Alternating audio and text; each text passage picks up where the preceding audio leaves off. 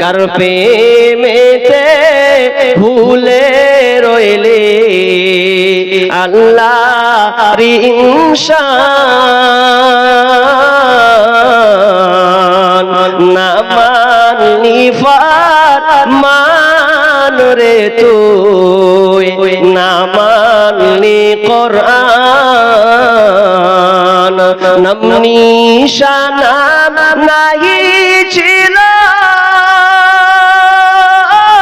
শিশু জীবন কে বাদিল কার দয়াতে আসলি রে তুই এই দুনিয়ার মাঝার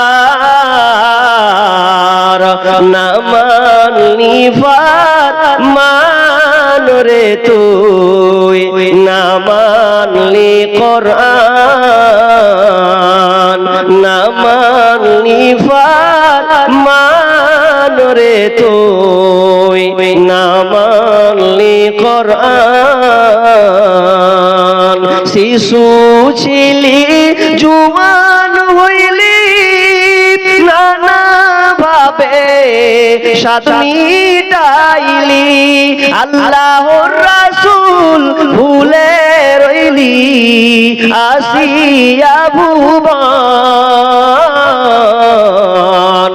না মানলি ফরমান রে তুই না মানলি কোরআন।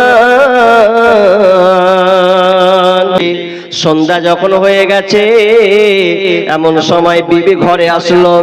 ঘরে এসে বিবিকে বলছে, বিবি রে ইফতার করব, খাবার দাও, রোজাটাকে ভাঙবো, খাবার দাও। তখন তিনি দেখছেন না বাড়িতে কোনো খাবার নাই। বিবিকে বলছেন, বিবি কোনো খাবার আছে নাকি? বিবি বলছে, স্বামী আমার বাড়িতে কোনো খাবার নাই যে তুমি রোজাটাকে ভাঙবে। তো এক কাজ করছে, তুমি একটু আরাম নাও, বসো, আমি বাড়ির পাশের বাড়ি গিয়ে কিছু খাবার জোগাড় হয় কিনা, কিছু খেজুর জড়ো হয় কিনা, ওই খাবারটা নিয়ে এসে তুমি খাবে।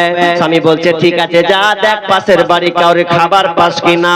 তখন তিনি আরাম বসতে লাগলেন।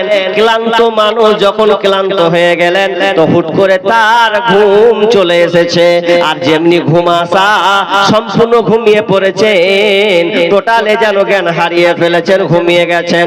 কিছুক্ষণ পর তার স্ত্রী যখন বাড়ি ঢুকে দেখছে, আহারে আফসোস আফসোস রে আমার স্বামী রে, তুমি ঘুমিয়ে গেলে, তুমি নিন চলে গেলে, তাহলে তো আর তুমি কোনো খাবার খেতে পাবে না, আর তোমার খাবার খাওয়া যাবে না, তোমার কোনো আর সম্পর্ক থাকবে না, তুমি সম্পূর্ণ ঘুমিয়ে গেছো, এই জন্য তুমি আর রোজা ভাঙতে পাবে না, এইরকম করে তোমাকে কাটাতে হবে। যখন এইরকম হয়ে যাওয়া সম্পূর্ণ যখন সকাল হয়ে গেল, কোনো খাবার নাই, তিনি খাবার আর খেতে পাচ্ছেন, খেয়ে ফেলেন না। দুপুর বেলায় কাইস ইবনে সিরমা রাদিয়াল্লাহু তাআলা আনহু যখন তিনি দুপুরে চলে গেলেন, তো দুপুরে ক্লান্ত শরীর যেন আর থাকতে পারছেন না, ছটফট করছেন। এমন সময় তিনি জ্ঞানকে হারিয়ে ফেললেন, অজ্ঞান হয়ে গেলেন। এমন সময় সাহাবীরা যেন দৌড়ে ছুটে আসলো। দৌড়ে এসে সাহাবীরা তার মুখে পানি ঢেলে দিল, রোজাকে ভাঙিয়ে দিল। নবীর কাছে খবর চলে গেল, ও দয়ার নবী গো, দেখেন অমুক সাহাবীটা সিরমা রাদিয়াল্লাহু তাআলা আনহু এরকম অবস্থা হয়ে গেছে। শুধু একটা খবর নয়, আরেকটা খবর এসে পৌঁছে গেল। খবরটা কি? উমর রাদিয়াল্লাহু তাআলা আনহু তিনিও সেই দিন রাতের বেলায় স্বামী স্ত্রী মিলন করে ফেলেছেন। অথচ সেই সময় হারাম ছিল রাতের বেলায়, যখন তিনি মিলন করে ফেলেছেন, নবীর কাছে খবর চলে গেল উমর রাদিয়াল্লাহু তাআলা আনহু এই ঘটনা ঘটে গেছে। যখন এই ঘটনা ঘটে যাওয়া এর পরিপ্রেক্ষিতে আল্লাহ সুবহানাহু ওয়া তাআলা সূরা বাকারা 187 নম্বর আয়াতকে বর্ণনা করে দিলেন, উহিল্লা লাকুম লাইলাতাস সিয়ামি রাফাসু ইলা নিসাইকুম হুন্না লিবাসুল লাকুম ওয়া আনতুম লিবাসুল লাহুন্না। আল্লাহ সুবহানাহু ওয়া তাআলা বললেন, তোমাদের জন্য রাতে, তোমাদের জন্য রাতে, রোজার সময় রাতের বেলায় তোমরা স্ত্রী সম্ভোগ করো, এটা তোমাদের জন্য বৈধ করে দিলাম, এটা তোমাদের জন্য হালাল, তোমরা রাতের বেলা স্ত্রী সম্ভোগ করবে, এটা তোমাদের কোনো সমস্যা হবে না, এটা তোমাদের কোনো অপরাধ হবে না। শেষে আল্লাহ সুবহানাহু ওয়া তাআলা বললেন, এবং শুধু তাই নয়, কুলু ওয়াশরাবু, তোমরা খাও পান করতে থাকো। কতক্ষণ পর্যন্ত তোমরা খাবে পান করবে? যতক্ষণ পর্যন্ত এই কালো রেখা, এই রাত্রিটা যতক্ষণ পর্যন্ত সাদা রেখা না আসবে, ফজরের পূর্বে পর্যন্ত তোমরা খেয়ে যাও, পান করতে থাকো, এতে তোমাদের কোনো অসুবিধা নাই। আপনার গলাতে যা আটে আপনি চালিয়ে যান, আপনার পাইপে যা যায় আপনি খেয়ে যান, জীবনে আর কোনো বাধা নেই। মানে ওই সময়তে খেতে পাবেন না, 8টা বেজে গেলে আর খাওয়া যাবে না। এখন আপনি যত পারবেন, আপনার যত খাবার বাড়িতে আছে ফ্রিজে খান, চালিয়ে যায় আনলিমিটেড, কোনো অসুবিধা নেই। জি, তাহলে কত কঠিন ছিল, আজকে আমাদের জন্য কত সোজা করে দেওয়া হয়েছে। তো আজকে আমরা আল্লাহ ভীরু কাকে বলা হয়, মুত্তাকি তাকওয়াবান কাকে বলা হয়? উমর রাদিয়াল্লাহু তাআলা আনহু উবাই ইবনে কাব রাদিয়াল্লাহু তাআলা আনহুকে বলছেন, উমর রাদিয়াল্লাহু তাআলা আনহু উবাইকে বলছেন, উবাই তুমি বলতে পারবে আল্লাহ ভয় ভীতি কি, আল্লাহ ভীরু কাকে বলা হয়? বেড়া দেওয়া আছে আর মধ্যখানে একটা এল দেওয়া আছে, মিহি একটা সংকীর্ণ রাস্তা, দুই দিকে জমির মালিক বেড়া দিয়েছে, কাঁটা দিয়ে ঘিরে রেখেছে, আর তুমি ওই রকম রাস্তা দিয়ে কি জীবনে কোনোদিন চলে গেছো? উমর রাদিয়াল্লাহু তাআলা বলছেন, ভাই রে, হ্যাঁ আমি এই রকম সংকীর্ণ একটা রাস্তায় চলেছিলাম, ওই রাস্তায় চলতে গিয়ে আমাকে সতর্ক থাকতে হয়েছে, ডান দিকে যাব না, বাম দিকে যাব না, যদি ডানে বামে নড়ে যায় তাহলে আমাকে আচর লাগবে। এই জন্য আমি ওই রাস্তাটা যখন পার হয়েছে নিজেকে কাপড়কে গুটিয়ে নিয়েছি, সংযত হয়ে আমি রাস্তাটাই পার করেছি। সাহাবী বলছেন, উমর তাহলে তাকওয়া হচ্ছে ওই রকমই, যখন তুমি দুনিয়ায় চলবে, চলতে গিয়ে সামনে তুমি যখন চলবে, ডান দিকে বাম দিকে হারাম পন্থা থাকবে, ডান দিকে মদ থাকবে, বাম দিকে লুডো থাকবে, তাস থাকবে, সুদ থাকবে, ঘুষ থাকবে, বিভিন্ন রকম তোমার সামনে আসবে ডানে বামে, কিন্তু তুমি এগুলোকে এড়িয়ে দিয়ে সামনে চলবে, এরই নাম হলো আল্লাহ ভীরু, এরই নাম হলো তাকওয়াবান। অতএব তুমি সংযত ভাবে চলবে। আল্লাহ রাব্বুল আলামিন বলছেন, বান্দা ওরে আমার মুত্তাকি তোমরা শোনো, ওরে ঈমানদারেরা শোনো, আমি তোমাদেরকে পরিপূর্ণ মুত্তাকি বানাবো, এই জন্য আমি আল্লাহ রমজান মাসে রোজাকে দিয়েছি। পরিপূর্ণ মুত্তাকি কেমন হয় জি? একটা উদাহরণ দিই আপনাকে, দুইটা দেখি। আপনি চাষি মানুষ, মাঠে চাষ করতে গেছেন, গরমের সময় সহ্য করতে পারলেন না, দুপুরে বেলায় সহ্য হয় না, বাড়ি চলেছেন, যা রোজা ছেড়ে দেবো মনে হচ্ছে, আর বিবিকে বলছেন, বিবি রে লে আয়, দুদল পানি লে আয়, হার মাথায় ঢাল, হার পানি না যান, ঢাল মাথায় ঢাল। এখন মাথায় পানি ঢালছে, বিবি আপনার মাথায় পানি ঢালছে, মাথায় পানি ঢালছে, পানি গড়গড় করে যেন মাথা থেকে শরীরে পড়ছে, নাক দিয়ে কপাল থেকে, নাক থেকে মুখের সামনে দিয়ে খাওয়া পানিটা নিচে গড়ছে। অথচ আপনি বলেন তো, আপনি ওলে গোসল করেছেন, আমরাও গোসল করেছি, যখন মাথায় পানি ঢালা হয় তখন মুখের সামনে দিয়ে পানি আসে। আচ্ছা বলুন, যদি আপনি মনে করেন যে ওই মাথার উপর দিয়ে যখন পানিটা আসবে, মুখের সামনে আসবে, তখন যদি আপনি একটু মুখে নিয়ে এরকম করে দেন, আচ্ছা যদি গিলে দেন, আচ্ছা কেউ দেখতে পাবে, বুঝতে পারবে? একে খালা মাইক তো কি দিয়ে দেবো? বাপরে বাপ, খুব বিশাল ব্যাপার। জালসাতে যদি এগুলো করবি তো বাড়িতে যে কি করবি তোর আল্লাহ জানে। হ্যাঁ, মন দিয়ে তো শুন আলোচনা, এত জোরে চিল্লেছে, কথাটা পর্যন্ত পর্দা। তো এরা দেখেন, আমারও বক্তব্য চলছে, ওরও বক্তব্য চলছে, তুমি পুরুষ হয়ে চালা, হারা পেটি ছেলাটি চালাচ্ছে। হ্যাঁ জি, আজীব লীলা, এ বুঝাবে কে? মা বোনদের বলছি, আপনারা চুপ থাকুন, আপনাদের কথা আসছে, একটু পরে আসবে, আপনারা গুরুত্ব সহকারে শুনুন, কথা বলি না আল্লাহর রাস্তে। যদি না ভালো লাগে বাড়ি চলে যান, কিন্তু অপরজনকে কষ্ট দিয়েন না, যজন থাকবে একজনকে হেদায়েত পাবে। জি কি বলছিলাম, যে আপনি মাথার উপরে পানি ঢালছেন, তো পানি ঢালতে যে মুখ দিয়ে পড়ছে, যে আপনি যদি মনে করেন যে খানিকটা পানি মুখ দিয়ে পড়লো, গিলে নিল, আচ্ছা কে দেখতে পাবে? কেউ দেখতে পাবে কি? বুঝতে তো পারবে না। আপনি খেয়ে নিলে কে দেখবে যে কে দেখলে? আচ্ছা ওটা গেল, আপনি ওটা গোসল করলেন, এবার গোসল করে আপনি ঘর ঢুকে গেলেন, ঘর ঢুকে আপনি দরজা লাগিয়ে দিলেন, আপনার ঘরের ভিতরে ফ্রিজ আছে, খাবার আছে, বিভিন্ন আইটেম খাবার আছে, পায়েস আছে, আপনার কিনা মাংস আছে, জুস আছে, ভালো ভালো মিষ্টান্ন ভান্ডার খাবার আছে। এখন ঘরে বিবি নাই, মেয়ে নাই, ছেলে নাই, ভাই নাই, মা নাই, আব্বা নাই। এখন আপনি দরজাকে লাগিয়ে দেন, যদি মনে করেন আমি ওটা মিষ্টিটাকে যদি একবার মুখে ভরে গট করে গিলে নিলে 1 সেকেন্ডও টের পাবে না কেউ, মুখে ভরলে আর মুখ দিয়ে চলে যাবে। এরপরে দেখবেন মানুষ খায় না, খায় কি? খায় না, যতই খিদে লাগুক এরপরেও দেখা যায় সে খেতে চায় না। কেন রে? পৃথিবী তো কেউ দেখতে পায় না, এরপরও কেন আমি আপনি খাচ্ছি না? কারণ আমি আল্লাহকে ভয় করি, আর আল্লাহর জন্য এটা রোজাটা রেখেছি, পৃথিবীর কারো জন্য নয়। কারণ মানুষ নামাজ পড়ে, লোক দেখানি নামাজ হয়ে যায়। বিহাই এসে বিয়াহের সঙ্গে নামাজ পড়িলে মানে কত আল্লাহ ওয়ালা, অথচ নামাজ পড়ে না, খালি দেখিয়ে দিলে আমি নামাজ পড়ি। শুধু তাই নাই, লোক দেখানো দান হয়, তুই করলি রে, অমুকের বেটি দান করলে, অমুকের বেটা দান করলে, তা আমি কেন পারবো না? তোর থেকে কম আছি নাকি? দিয়ে দিলে। লোক দেখানি দান হয়, লোক দেখানি হজ হয়, লোক দেখানি ভালো ভালো ইবাদত হয়, কিন্তু রোজা কোনোদিন লোক দেখানো হয় না। এটা বরং আল্লাহকে খুশি করার জন্য মানুষ রোজাটা রাখে। যদি লোক দেখানো রোজা হতো তাহলে ও লোক করে কোনো সময় খেয়ে নিত। রোজা হোক আর না হোক দেখে লাভ নাই, লোক তো জানবে আমি রোজা আছি। কিন্তু মানুষ এটা করে না। কেন করে না? কারণ সেই রোজাটা কোনো ব্যক্তিকে খুশি করার জন্য রাখে না, বরং আল্লাহকে খুশি করার জন্য এই রমজান মাসে রোজা রাখে। ভুলবো না, ভোলা যায় নাকি মাহে রমজানের স্মৃতি, এই মাসেতে কত ফজিলত জানো কি মুসলিম জাতি।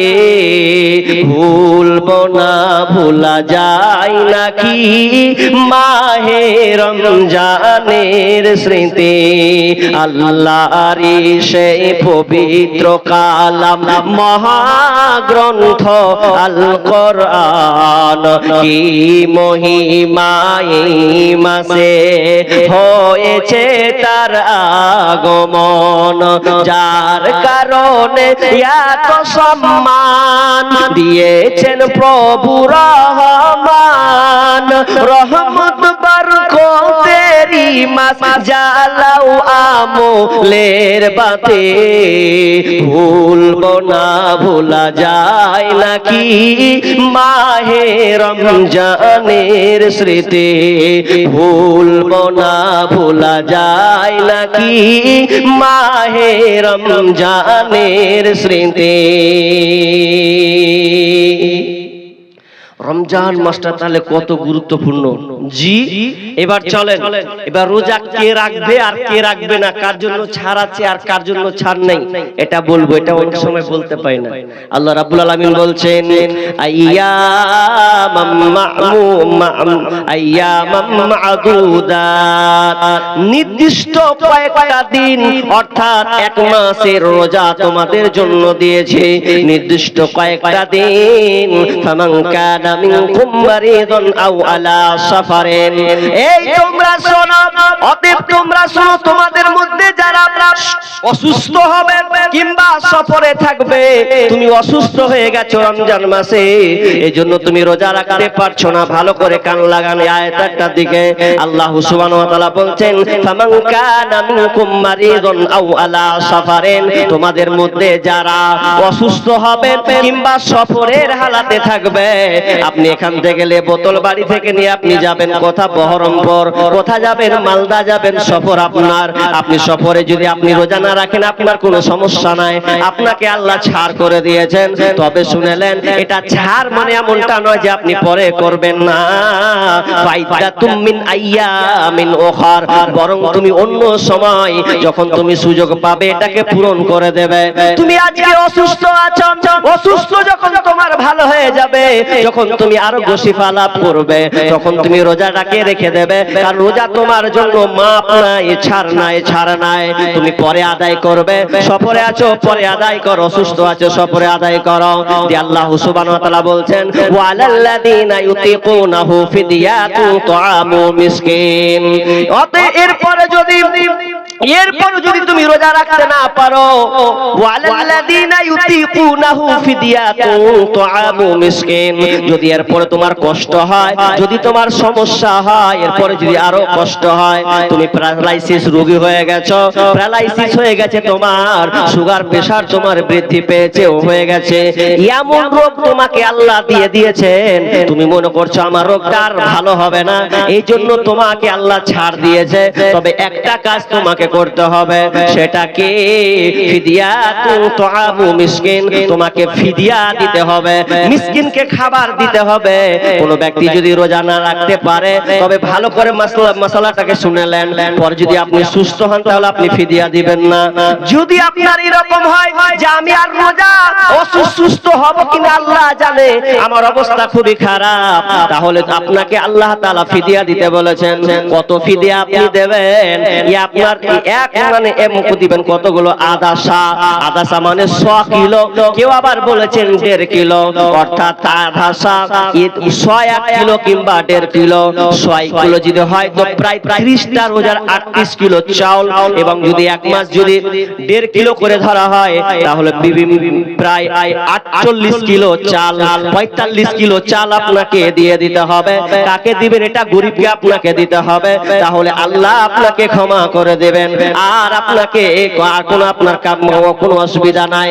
তবে শুনেলেন, যারা রোজা রাখতে পারবেন না এটা তাদের জন্য, যেমন একটা লোক বয়স্ক হয়ে গেছে, ও জানছে আমি আর জীবনে রোজা রাখতে পারবো না, এটা আমার দ্বারা সম্ভব নয়, তাহলে ওই লোকটা ফিদিয়া দিয়ে দেবে, ফিদিয়া দিয়ে দিতে হবে। এখন কিছু লোক আছে যে রমজান মাসের যখন রোজা আসে, রোজার আগে সুস্থ ছিল, চাঙ্গা হয়েছিল, রোজার আগে ভালো চাঙ্গাও, আর যেদিন দেখছে যে রোজা ঢুকছে তখন বলছে গ্যাস হয়ে গেছে, এখন গ্যাসের লেগে রোজা রাখবে না, মানে ও এখন গ্যাসের বাহানা দিছে। তো তুমি গ্যাসের বাহানা যদি মারো তাহলে শুনে লাও, একজন মৌলানা ফতুয়া দিয়েছে, জানি না আর ফতুয়াটা কতটা সঠিক। ওকে একজন চলে গেছে, বলছে মৌলভী সাহেব আমি রোজা রাখতে পারবো না। কেন রে? বলছে আর গ্যাসের প্রবলেম, থাকতে পারবো না। তখন মৌলভী সাহেব তখন বলছে, তুই যখন রাখতে পারবি না তো তোকে ফিদিয়া দিতে হবে। তো তখন গুনে গুনে বলছে, তুই দিনে কত খাস? দিনে 150 টাকা চলে যায়। তাহলে দিনে যদি তুই 150 টাকা যদি তো দিনে চলে, ওকে মানে একটু মোগর দেওয়ার লেগে, তো দিনে যদি তো 150 টাকা করে চলে, তাহলে মিনিমাম তোকে এক কাজ করতে হবে, 100 টাকা করে যদি তুই খাস মিনিমাম, তাহলে 3000 টাকা হচ্ছে না, হয় না? হচ্ছে তো নাকি? 3000 টাকা হচ্ছে। তোকে বলছে তাহলে তুই 3000 টাকা দিয়ে দিবি। আর যখন কইছে তুই 3000 টাকা দিয়ে নিবি, তুই আপনার বাড়ি চলে যা, চিন্তা করছে 3000 টাকা দিতে হবে। তখন তারপর দিন ওই ফের রোজা রেখে দিয়েছে, তার জোহরের নামাজ আগা দিকে ও কাতারে। তখন কইছে হ্যাঁ তুই ফের জোহরের কাতারে, মানে কইছে রোজা রেখে দিয়েছি, রোজা কেউ ছাড়ে, যাই হবে মরি তো বাঁচি, রোজা রাখবো। এখন পয়সার কথা শুনেছে তো আর পিছলি চমকে গেছে যে পয়সা দিতে হবে, মানে ছাড় হবে কিনা ও অপশন খুঁজে বেড়াচ্ছিল, ছাড় নাই। তো রোজা আপনাকে রাখতে হবে। তবে যে মেয়েরা প্রেগনেন্ট বা দুগ্ধবর্তী অর্থাৎ বাচ্চাকে দুধ পান করায়, তারা রোজা রাখবে কি রাখবে না?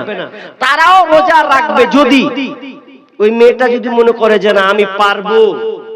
যদিও ওদের জন্য ছাড় দেওয়া আছে যে একটা মেয়ে বাচ্চাকে দুধ পান করাচ্ছে, তাহলে এটা সে যদি রোজা রাখে তো বাচ্চার ক্ষতিকর হবে, কাঁচা ছেলে যদি হয়, অল্প বয়সের ছেলে যদি হয়, মানে সন্তান হয়, হয়তো 1 বছর হয়নি, 5 মাস 6 মাস বিকল্প খাবার নেই, তাহলে ও যদি মনে করে যে না আমি রোজা রাখবো না, তাহলে ওই মা ওই বোনকে যখন সুবিধা হবে তখন রোজা রেখে দিতে হবে। জি, প্রেগনেন্ট হলেও একই, পরে সে যখন ভালো হবে তখন ওই রোজাটা পালন করবে। ওদের জন্য ফিদিয়া নয়, ওরা ফিদিয়া দিবে না।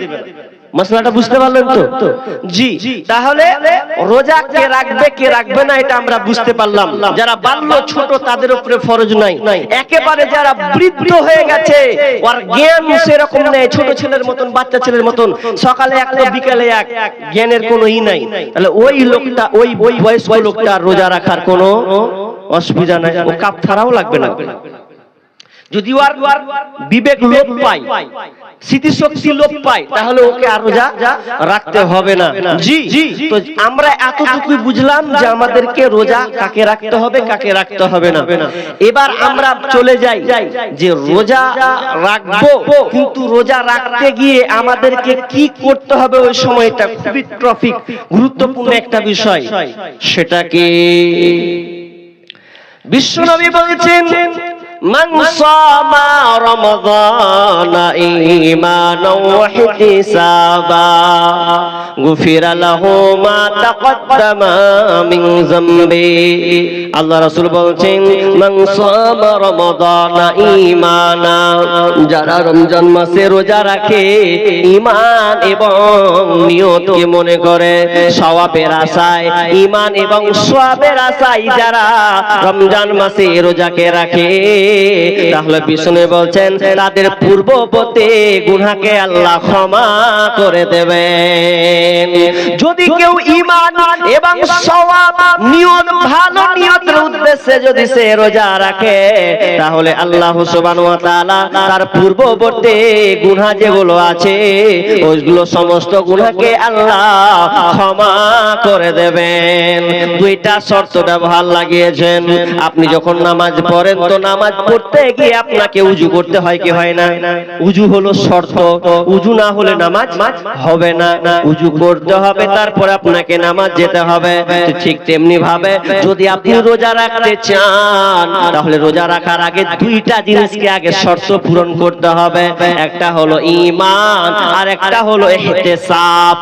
ঈমান এবং ইহতিসাব, ঈমান ছাড়া যদি আপনি রোজা রাখেন, যদি ঈমান আপনার কাছে না থাকে, তাহলে ওই রোজা রেখে আল্লাহর কাছে কোনো লাভ নাই। তার মানে আপনাকে পরিপূর্ণ ঈমান নিয়ে আসতে হবে। ঈমানের মধ্যে কোনো খামতি থাকা চলবে না। কেমন খামতি?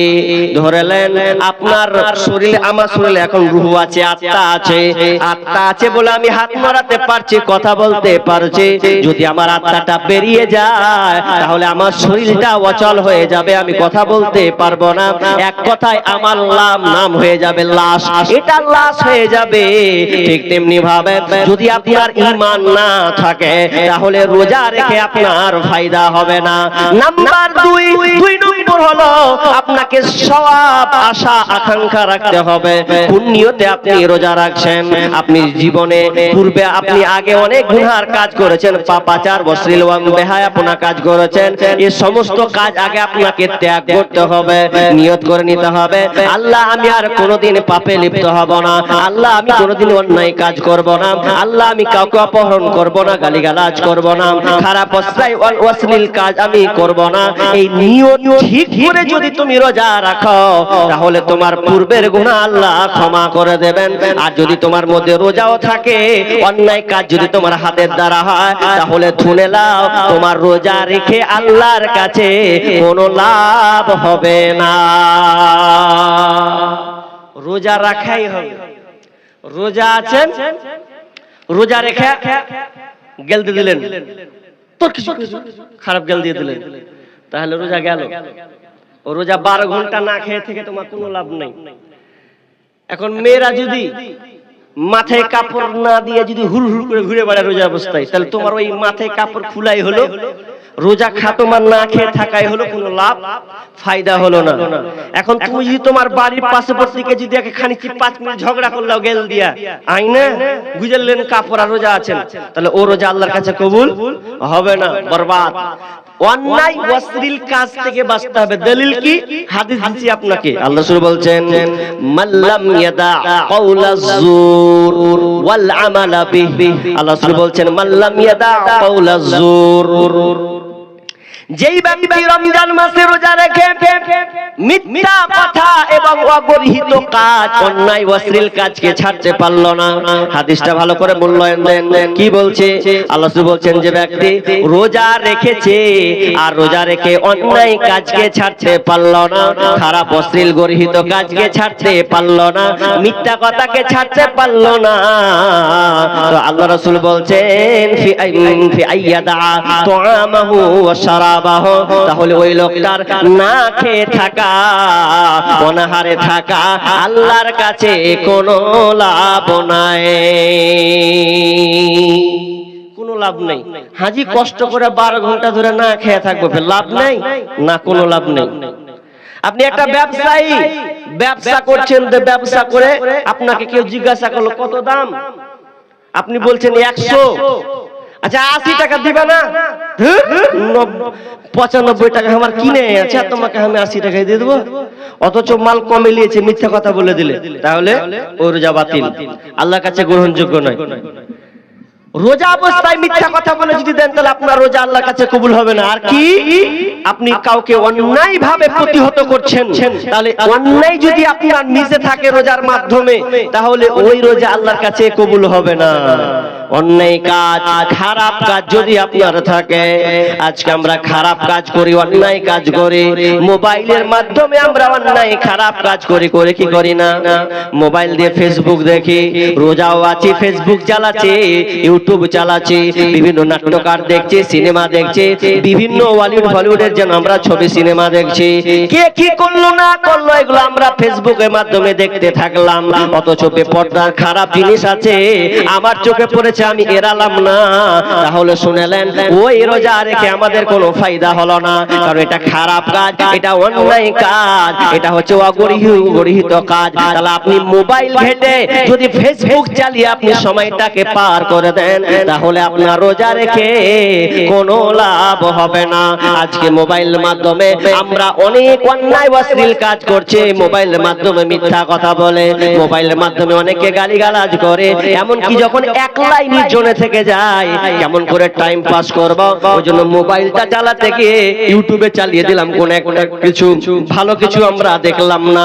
আজকে বর্তমানে মানুষ ভালোর চাইতে খারাপটাকে প্রাধান্য দিয়েছে বেশি।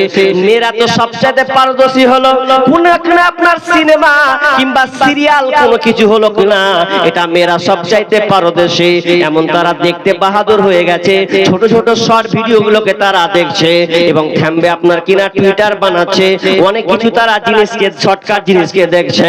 এভাবে যদি সময়টাকে পার করে দেন, তাহলে এই রোজাটা আল্লাহর কাছে কখনো মতে কবুল হবে না,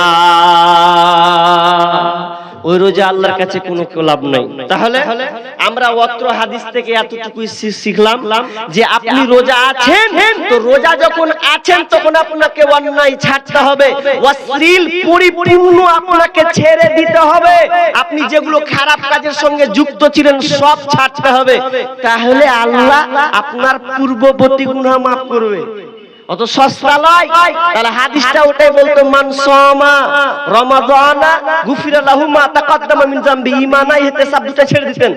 ঈমান আর ইহতিসাব দুটাকে আল্লাহ রাসূল যোগ করেছেন, এই দুটা তোমার আগে শর্ত লাগবেই, তাহলে আল্লাহ তোমার রোজাকে কবুল করবেন, নচেত করবে না।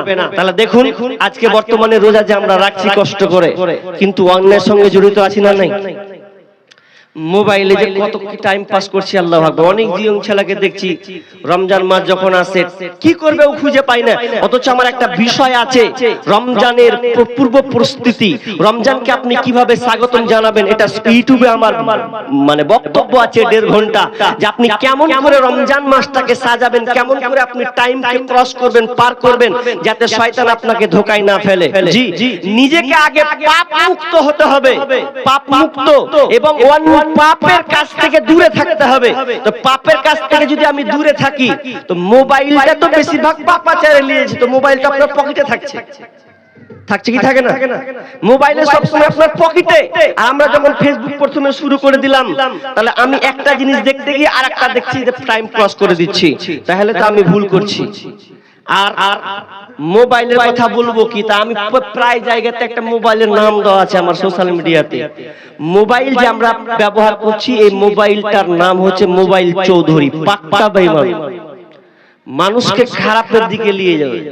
দেখেন আজকে মোবাইলের কারণে সংসারগুলো ছারখার হচ্ছে, স্বামী স্ত্রীর সম্পর্ক নষ্ট হচ্ছে মোবাইলের কারণে।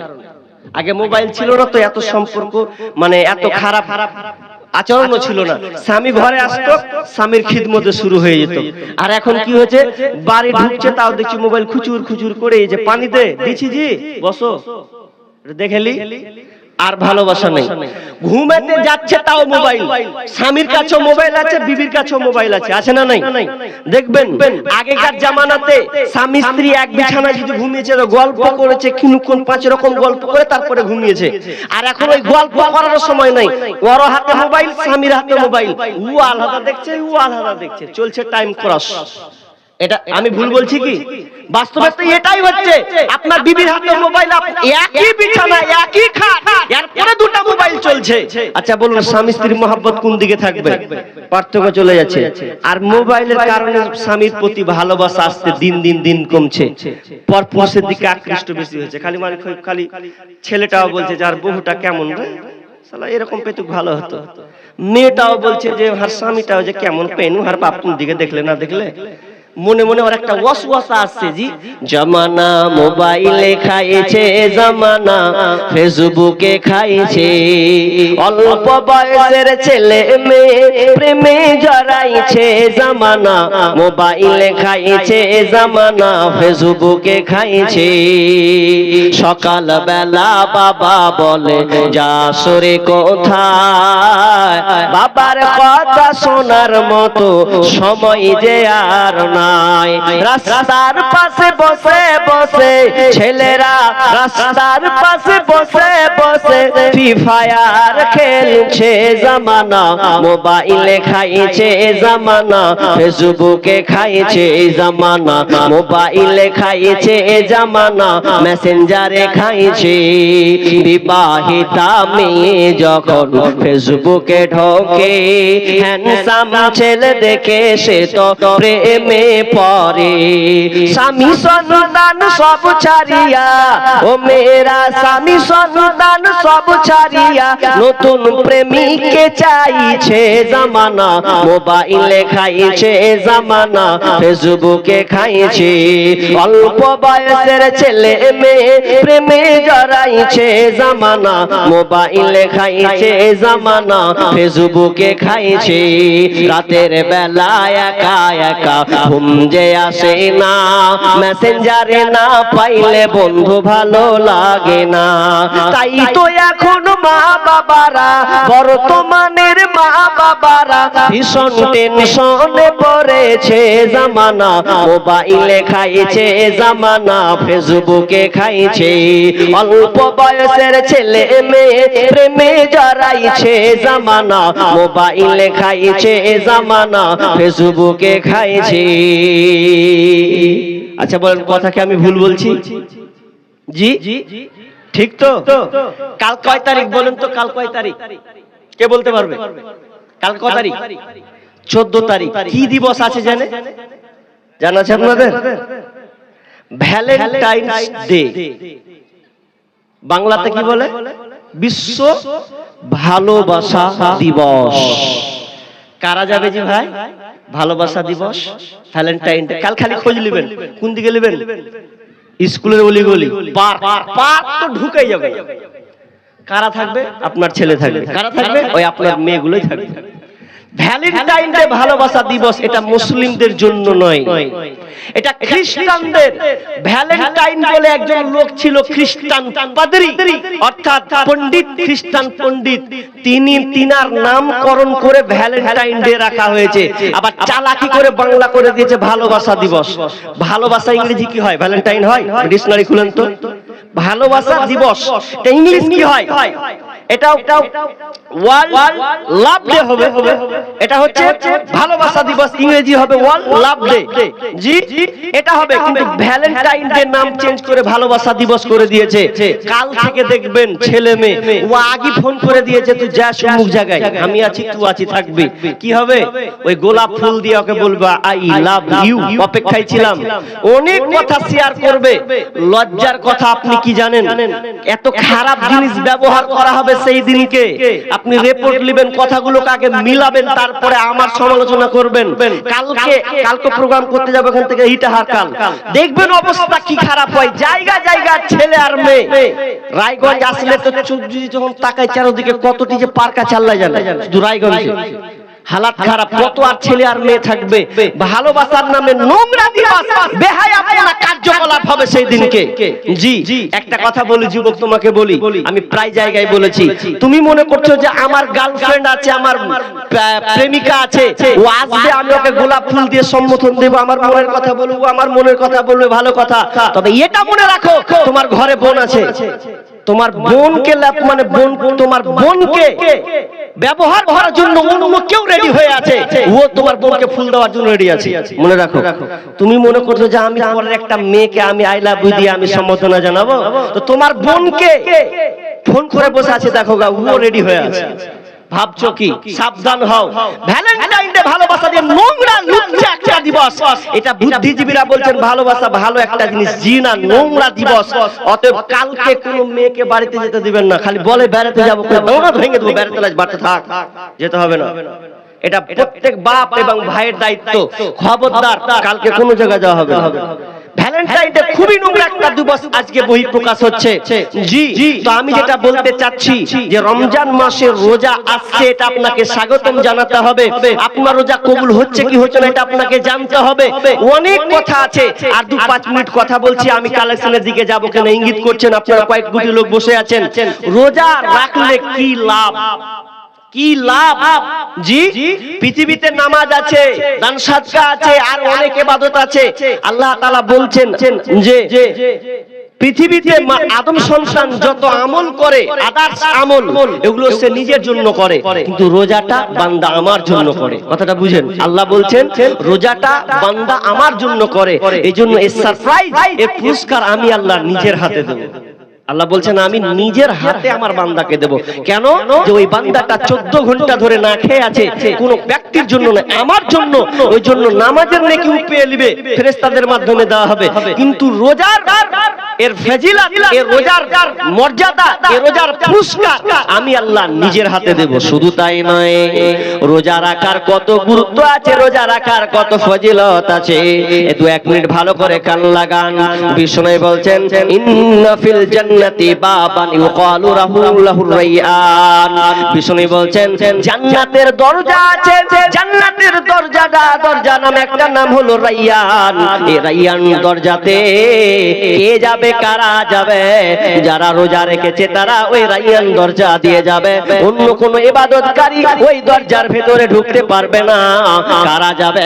যারা কষ্ট করে সিয়াম রেখেছে, তাদের জন্য আল্লাহ ওই রাইয়ান নামে দরজা ওপেন করে দেবেন, এবং ফেরেশতারা বলবেন আইনা সাইমুন, আইনা সাইমুন, কই রোজাদাররা, তোমরা এখানে ঢুকে যাও, তোমরা এই দরজা দিয়ে তোমরা ঢুকে যাও।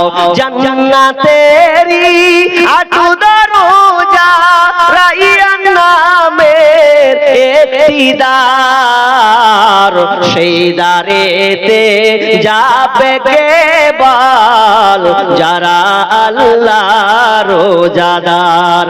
রোজাদারের মুখের ঘ্রাণ বৃক্ষ নাভি খুশবু সমান, তাই তো এদের এত আদর করেন প্রভু রহমান। ভোরের আগে নিয়ত বান্ধ, ভুল করো না মুসলমান, ভুল করো না মুসলমান। জি রোজা রাখা খুব ফায়দা। আমি লম্বা করছি না, কারণ মিডিলে যেখানে আমাকে বেকআপ মেরে দেয়, যেই কেউ হোক, তো আমার বিষয়টা ভেঙে যায় আর লোক জনগণ সংখ্যা কম আছে। আমি গতকালকে ছিলাম কুশমুন্ডি থানা দৌলতপুর জায়গায় কলসি বলে একটা জায়গা আছে, আমি ওখানে ছিলাম, প্রায় 2 ঘন্টা আলোচনা করেছি রমজান সম্পর্কে। তো মানুষ গিরগিজ, একটা মানুষ উঠে নাই, সব ভর্তি হয়েছিল এবং তারা মুগ্ধ হয়েছিল আলোচনার উপরে, কারণ একটার পর একটা স্টেপ বাই স্টেপ আমি আলোচনা করেছিলাম। তো তারা মন দিয়ে আলোচনাটা শুনেছিলেন। তো আমার একটা অভ্যাস খারাপ আছে, মিডিলে কেউ যদি ব্রেক মেরে দেয়, ব্রেক ধরি আমি, তাহলে আমার বিষয় ছদ্মবদ্ধ হয়ে যায়, এটা আমার অভিজ্ঞতা। তার মধ্যে লোক কম, আমাকে আবার আদায়ের কথা বলছেন, এটা একটা বিষয়। কেন যে কালেকশন মসজিদের জালসা, মসজিদে জালসা, উন্নতিকল্পে জালসা, আর এক লোক সংখ্যা কম, তাহলে যদি শুধু আলোচনাই করি তো এক সময় আদায় করি, মানে আদায় করতেও ভাগাম করে পালিয়ে যাবে। তো আমি আলোচনাটাকে শেষ করছি না, একটু পেন্ডিং রাখছি, কয়েক কথা আরো আছে। রোজা রাখলে কি লাভ? অনেক মানুষ ডায়াবেটিস রোগী আছে না নাই? ডায়াবেটিস রোগী নাই, অথচ আপনি রোজা রাখুন, আল্লাহ আপনার ডায়াবেটিসকে ভালো করবে ইনশাআল্লাহ। ভয় করছি, একজন বিজ্ঞানীর নাম বলছি, বিজ্ঞানীর নাম হচ্ছেন ওমিনি বলে একজন জাপানি বিজ্ঞানী আছে। জি, ওমিনি না, যার শেষ নামটা আছে ওমিনি। 2016 সালে একটা গবেষণা করেছিলেন এবং তাকে নোবেল পুরস্কার দেওয়া হয়েছিল ওই বিজ্ঞানীটাকে। তিনি রোজার উপরে গবেষণা করেছিলেন এবং তিনি কয়েকটা 9টা তথ্য তিনি দিয়েছেন যে যারা ভয় করছে ডায়াবেটিস রোগী, জি, তো ওরা বলছে রোজা রাখতে পারবো না। না, রোজা যদি রাখে আল্লাহ শরীরকে আরো সুস্থ রাখবে রোজার মাধ্যমে। হয়তো আমরা জানি না, হিন্দু খ্রিস্টান অনেক লোক রোজা রাখে, আমরা হয়তো খেয়াল রাখি না। রোজাতে অনেক উপকার আছে। আপনি যখন রোজা রাখবেন, এটাকে বলা হয়, ওই বিজ্ঞানীটা অটোফেজি উপরে রিসার্চ করেছেন, গবেষণা করেছেন, মানুষের মধ্যে অনেক কোষ থাকে, মরা কোষ, খারাপ কোষ গুলো থাকে, ওগুলোকে রোজা যখন রাখবেন ওগুলো ধ্বংস করে দেয় এবং আপনার খাদ্য নালীকে ক্লিয়ার করে দেয়। কেমন? আপনি 11 মাস খান, খায় কি খায় না? 11 মাস খেয়ে খেয়ে খেয়ে খেয়ে খেয়ে খেয়ে খেয়ে এটা একটা কি হয়, আবর্জনা হয়। যেমন দেখবেন আপনারা যখন পানি ঢালবেন, পাইপ বলি আমরা, পাইপ দিয়ে যখন পানি যায়, তো পানিটা যখন 1 বছর টানা যায়, আচ্ছা বলুন তো ওটা আবর্জনা থাকে না? থাকে না? থাকে তো, টানা লম্বা আবর্জনা থাকে। তো ঠিক মানুষের ভেতরে একটা আবর্জনা জমে যায়, যখন ও রোজা রাখবে তো আস্তে আস্তে ওই আবর্জনাটা ক্লিয়ার হয়ে যায়, কেটে যায় রোজার মাধ্যমে। রোজার অনেক গুণ আছে, যারা অনেক বিজ্ঞানী আলোচনা মানে প্রাইজ পেয়েছেন। তো আমি আর ওইদিকে যাচ্ছি না, একটু ধৈর্য ধরুন। মসজিদের উন্নতি কল্পে জালসার সময় কম, মা বোন আপনারা ধৈর্য সহকারে বসুন। মসজিদ আল্লাহর ঘর, আল্লাহর ঘর। আল্লাহ বলেছেন মান আহাব্বা বিল মান আহাব্বা ইলাল্লাহি মাসাজিদুহা ওয়া আবগাদুল বিলাদি ইলাল্লাহি আসওয়াকুহা। সবচাইতে আল্লাহর কাছে পছন্দনীয় সর্বোত্তম পবিত্র জায়গা কোনটা বলেন তো? মসজিদ। আর সবচাইতে নিকৃষ্ট খারাপ জায়গা আল্লাহর কাছে কোনটা বলেন তো? বাজার হলো সবচেয়ে নিকৃষ্ট, আর সবচাইতে আল্লাহর কাছে পছন্দনীয় জায়গা হলো মসজিদ। আর এই মসজিদের উন্নতি কল্পেই এটা জালসা। অতএব ভাই আপনারা উঠবেন না, কিছু লোক আছেন, আপনাদের কাছে হাত জোর করব, যদি আপনি না দিতে পারেন আমার আফসোস নেই, তবে যদি উঠে চলে যান তাহলে ছদ্মবদ্ধ হয়ে যাবে, তাহলে আমি আর কাকে কি বলবো। অতএব আমি আপনাদের কাছে সময় নিব না, 15-20 মিনিট খালি সময় নিব আপনাদের কাছে। তো 15-20 মিনিটটা চেয়ে নিব, এরপর পালিয়ে যাবেন, আমার আফসোস থাকবে না। জি, যদি থাকেন তাহলে আপনাদের আলোচনা শোনাবো। তবে আমি আপনাদের বলতে চাচ্ছি যে এই মসজিদের জন্য কেউ একটু আগিয়ে আসেন, যে দেখলাম মসজিদটা একটু হয়ে মানে খুব একটা যে খুব সুন্দর আছে তাও নাই। তো মসজিদটা আরো ভালো করতে গেলে শ্রমের দরকার, টাকার দরকার। জি, তো আমি দেখলাম মসজিদটাকে আরো ভালো চাকচিক্যময় বা ভালো করা, বা বাথরুম গুলো অ্যাটাচ সুন্দর করে রাখা, তো এগুলা দেখলাম। তো আল্লাহর রাস্তায় কেউ বলুন যে আমি 5,000 টাকা দিব, 10,000 দিয়েছে, এরকম কেউ দেয়নি, 10,000 টাকা দেয়নি। তা আপনাদের এলাকার মানুষ কেমন আগ্রহ নিয়ে বসেছে তাও তো বলতে পারবো না। জি, ও এমএলএ সাহেব তিনি দিয়েছেন 10,000 টাকা, পেয়ে নিয়েছি। 5,000 টাকা, 10,000 পেয়েছি, কিন্তু 5,000 টাকা আমি 2-3টা বাপজি কিংবা যুবক যারা আছেন তাদের কাছে, মা বোন আপনাদের কাছেও আমার রিকোয়েস্ট থাকবে যে আপনারাও দেওয়ার চেষ্টা করবেন। দেখেন আপনাদের কিন্তু একটা মাসের মাস বেতন ঢুকে, যার নাম হচ্ছে জি লক্ষ্মী ভান্ডার, খুব সুন্দর নাম লক্ষ্মী ভান্ডার আপনারা পাচ্ছেন 1000 টাকা, এবার বাড়িয়ে দিয়েছে 500 টাকা, যে কত হলো 1500 টাকা করে আপনাদের দিচ্ছে। তো আল্লাহর রাস্তে আপনি তো 12 মাসই পাবেন। তো আমি দোয়া করি যে আল্লাহ আপনাদের এই লক্ষ্মী ভান্ডারের দিন মানে জারি রাখেন, বন্ধ না করুক সরকার, আল্লাহ বৃদ্ধি করুক। তো আমি যেটা বলতে চাচ্ছি যে আপনারা অন্তত এই লক্ষ্মী ভান্ডারের টাকা থেকে, আপনারা তো 8 তারিখ 10 তারিখে তুলে নিয়েছেন টাকা, রাখবে লক্ষ্মী ভান্ডারের টাকা তুলে নিয়েছেন। এরপরে আমি আমার মা বোনদের বলবো যে মসজিদটার জন্য আপনারা কেউ পারলে 500 টাকা দিন, কেউ 1000 টাকা, অন্তত না হলেও লক্ষ্মী ভান্ডার থেকে যারা পাচ্ছেন অন্তত 500 টাকাও এই মসজিদের জন্য দিয়ে যাবেন। আল্লাহ আপনাদের মালামাল বরকত দান করবেন। জি আসুন, বলুন 5000 দেনেওয়ালা কে আছেন, বলেন কে আছে? এলা নামটি ডাকবো, সব জায়গাতে খালি নাম ডাকতে হয়েছে। জি ভাই, মুখলেসুর রহমান ঠিকাদার, উনি আসবেন ভাই। ও প্রথমে 1 নম্বরে আজাদ আলী মেম্বার আছেন, আব্দুল কাহার, ও 1000 টাকা নগদ আর 4000 টাকা। মাশাআল্লাহ, আল্লাহুম্মা সাল্লি আলাইহি, আল্লাহুম্মা বারিক আলা হায়াকা আল্লাহ বারাকাল্লাহ। আল্লাহ, আমি মুখ খুলতে না খুলতে একজন ব্যক্তি পেলাম, তিনি 5000 টাকা এই মসজিদের জন্য দিলেন। আল্লাহ তুমি তার দানকে কবুল করো। আল্লাহ যে উদ্দেশ্যে দিয়েছেন, আল্লাহ তুমি হচ্ছে আলিম বিজাতিস সুদূর, তুমি অন্তর্যামী, এবং তার অন্তর যে উদ্দেশ্যে দিয়েছেন আল্লাহ তুমি ক্ষমা করে নাও, ক্ষমা করে দাও, আমিন। আচ্ছা যাই হোক, তারপরে মুখলেসুর বললাম, তারপরে জহির, এটা কি ইসরাইল আছেন। নামগুলো বলছেন ভাই, যাদের নামগুলো বলছেন আল্লাহর রাস্তায় আপনারা হাজিরা দেবেন এবং যেটুকু পারবেন, যেটুকু ওকাত আপনার আছে দিবেন। জি ইসরাইল। তারপরে আব্দুল বাসাত নাকি বাসির, বাপরে, তারপর কি এটা? ও ক্যাশিয়ার, মসজিদের ক্যাশিয়ার। তারপরে তফিজুল হক, রবিউল, মরল আছেন মনে হয় গ্রামের। জি তাফজুল। তারপরে দিয়েছেন সোহারাব নাকি, সোহারাব আলী, উপকাশিয়ার আছেন। তারপরে আব্দুল্লাহ, এটা মাস্টার। তারপরে নওসাদ আলী, মতিউর রহমান। তারপরে জাহাঙ্গীর আলম, নুরুল হক, সাহেব আলী। তারপরে কেটা, এটা কে? ইসরাফুল নাকি, আশরাফুল আলম, মকিম আলী, আবু কালাম আর ইসমাইল। জি আর আছে? এটা কে দিলে? এটা কার মেম্বার? কই? ও আজাদ আলী, ওপরে আছে উনি, 1 নম্বর মানুষ, আর দিয়েছে 1500 টাকা। কেটা এটা? কই মেম্বার? মেম্বার সাহেব কই গো? Running member? ওরে সুবহান, রানিং মেম্বার আছেন। আল্লাহ 5 বছরের পদ দিয়েছে, 1500 টাকা দিলেন। আমি 5000 টাকার মুখ খুলছিলাম, আপনি জানি না আপনি কেমন দাতা, তো আপনি 5000 টাকা দিতে পারবেন না মসজিদের জন্য? কোনটা মেম্বার গো? কই না এখানে? কই আজাদ ভাই? কি নাম? আব্দুল গাফফার দিয়েছেন 500 টাকা। আল্লাহুম্মা সাল্লি আলা মুহাম্মাদ। আর হয় নাকি? আর 17 নম্বর জিয়ারুল, 18 হচ্ছে ওবাইদুর রহমান। তারপরে 19 নম্বর হচ্ছে আলমগীর, ড্রাইভার, কিসের ড্রাইভার? 10 চাকা ট্রাক। আচ্ছা আলমগীর ভাই। আব্দুল কাসিম তো। তারপরে বিশু আলী। এই কয়টা নাম হলো? 21টা। আর যেটা দিবেন দাগ মেরে দেন, এই যে দাগ মেরে দেন। তো 21টা লোকের নাম ডাকলাম, আল্লাহর রাস্তায় আপনারা আসুন। জি অনেকের মা নেই, অনেকের বাবা নাই, মা বাবা অসুস্থ আছে, অনেকের সন্তান অসুস্থ আছে।